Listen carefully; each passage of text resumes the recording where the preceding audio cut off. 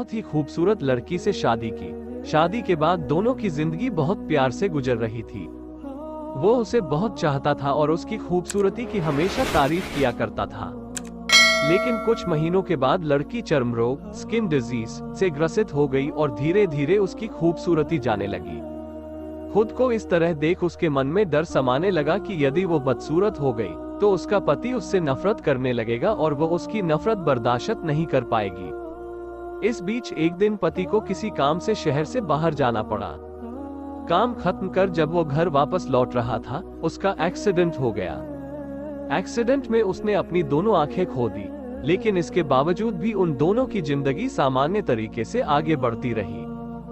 समय गुजरता रहा और अपने चर्म रोग के कारण लड़की ने अपनी खूबसूरती पूरी तरह गंवा दी। वो बदसूरत हो गई, लेकिन अंधे पति को इस बारे में कुछ भी पता नहीं था।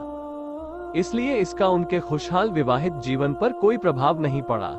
वो उसे उसी तरह प्यार करता रहा। एक दिन उस लड़की की मौत हो गई। पति अब अकेला हो गया था। वो बहुत दुखी था। वो उस शहर को छोड़कर जाना चाहता था। उसने अंतिम संस्कार की सारी क्रियाविधि पूर्ण की और शहर छोड़कर जाने लगा। तभी एक आदमी ने पीछे से उसे पुकारा और पास आकर कहा, अब तुम बिना सहारे के अकेले कैसे चल पाओगे?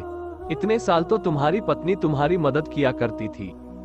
पति ने जवाब दिया, दोस्त, मैं अंधा नहीं हूँ। मैं बस अंधा होने का नाटक कर रहा था, क्योंकि यदि मेरी पत्नी को पता चल जाता कि मैं उसकी बदसूरती देख सकता हूँ, तो यह उसे उसके रोग से ज्यादा दर्द देता। इसलिए मैंने इतने साल अंधे होने का दिखावा किया।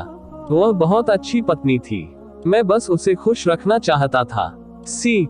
खुश रहने के लिए हमें भी एक दूसरे की कमियों के प्रति आंखें बंद कर लेनी चाहिए और उन कमियों को नजरअंदाज कर देना चाहिए।